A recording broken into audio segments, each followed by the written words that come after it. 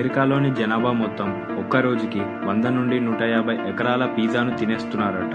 వాళ్ళు సుమారు ప్రపంచం మొత్తం ఒక్క రోజు తినే పిజ్జాలో 13% వాళ్ళే తినేస్తున్నారంట. పిజ్జా హట్ అనే ఒక పిజ్జా కంపెనీ 2001లో ఏకంగా ఇంటర్నేషనల్ స్పేస్ స్టేషన్లో ఉన్న ఒక ఆస్ట్రోనాట్కి పిజ్జా డెలివరీ చేసి రికార్డు సృష్టించింది. ఏకంగా $1 మిలియన్ పైన ఖర్చు పెట్టి ఈ డెలివరీ చేసింది. దీనిలో ఒక విశేషం ఉంది. అది ఏంటంటే వాళ్ళు డెలివరీ చేసిన పిజ్జా యొక్క ధర కేవలం $10 మాత్రమే. వాళ్ళు కేవలం వాళ్ళ కంపెనీ పేరు కోసమే ఇలా చేశారంట.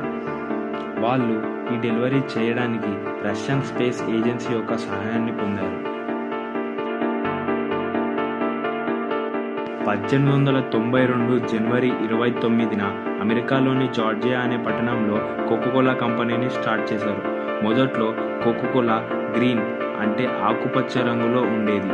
ఆకుపచ్చ రంగు ఉండడం కారణం వల్ల అందరూ దాన్ని విషంలా భావించి ఎవరూ కొనేవాళ్ళు కాదు. తర్వాత కోకోకోలా కంపెనీ దాన్ని కోక్ రెడ్లోకి మార్చింది. మొదట్లో కోకోకోలా కంపెనీ ఆకుపచ్చ రంగులో అమ్మేటప్పుడు 4 సంవత్సరాలు ఎవరూ కోకోకోలా బాటిల్ని కొనలేదు.